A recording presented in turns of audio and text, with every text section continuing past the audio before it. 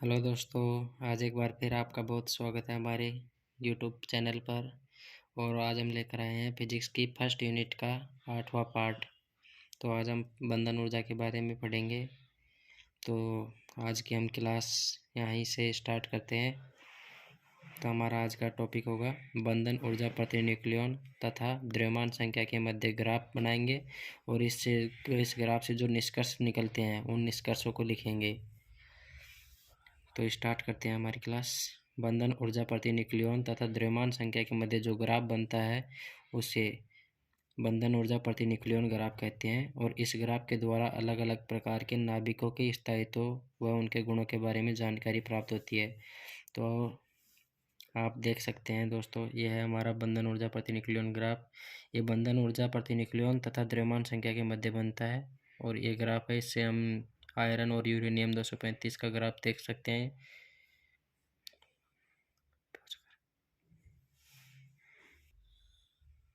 तो दोस्तों, इस ग्राफ से निम्न निष्कर्ष निकलते हैं। वो निष्कर्ष हम देखेंगे कि तो इससे एक निष्कर्ष निकलता है कि जिन नाभिकों की द्रव्यमान संख्या को हम ए से डिनोटेड करते हैं। तो जिन नाभिकों की द्रव्यमान संख्या का मान 20 से कम होता है, अर्थात द्रव्यमान संख्या का मान 20 से कम होता है, एज लेस देन 20 हो, तो जिन नाभिकों में न्यूट्रॉन व प्रोटॉन की संख्या समान होती है। एक तो द्रव्यमान संख्या का मान 20 से कम हो और उनमें प्रोटॉन तथा न्यूट्रॉन की संख्या समान हो या सम हो, तो वे नाभिक अपने निकटवर्ती नाभिक की तुलना में अधिक स्थायी होते हैं।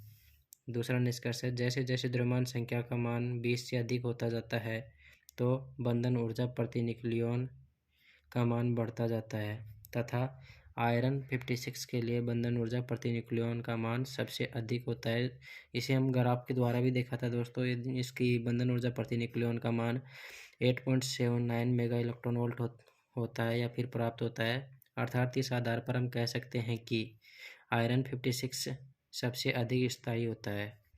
तो द्रव्यमान संख्या, इसका तीसरा निष्कर्ष है, द्रव्यमान संख्या 56 से लेकर 235 तक बंधन ऊर्जा प्रति न्यूक्लियॉन का मान नियत प्राप्त होता है तथा यूरेनियम 235 के लिए बंधन ऊर्जा प्रति न्यूक्लियॉन का मान 7.6 मेगा इलेक्ट्रॉन वोल्ट प्राप्त होता है।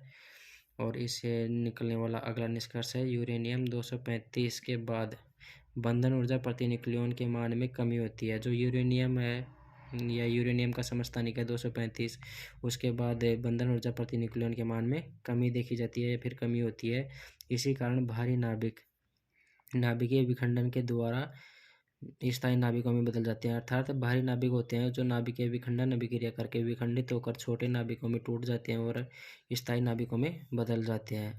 जिन नाभिकों के लिए द्रव्यमान संख्या का मान 20 से कम होता है तो उन नाभिकों के लिए बंधन ऊर्जा प्रति न्यूक्लियॉन का मान भी कम प्राप्त होता है। अतः इसी कारण हल्के नाभिकीय संलयन की क्रिया के द्वारा स्थायी नाभिकों में बदल जाते हैं। अर्थात वे नाभिक जिनका द्रव्यमान संख्या का मान 20 से कम होता है वे छोटे नाभिक होते हैं। वे स्थायी अवस्था प्राप्त करने के लिए नाभिकीय संलयन अभिक्रिया करते हैं। अर्थात छोटे छोटे नाभिकों का जो एक साथ समूह बनाकर बड़ा नाभिक बनता है उसे संलयन अभिक्रिया कहते हैं। वे इसके द्वारा अपने एक स्थायी नाभिक की रचना करते हैं, फिर बनाते हैं, बदल जाते हैं। तो अगला निष्कर्ष है, जिन नाभिकों में प्रोटॉन तथा न्यूट्रॉन की संख्या मैजिक संख्या के बराबर होती है वे नाभिक अपने निकटवर्ती नाभिक की तुलना में अधिक स्थायी होते हैं। तो दोस्तों, ये जो वर्ड है मैजिक संख्या, ये क्या होता है इसके बारे में भी हम थोड़ा सा देख लेते हैं।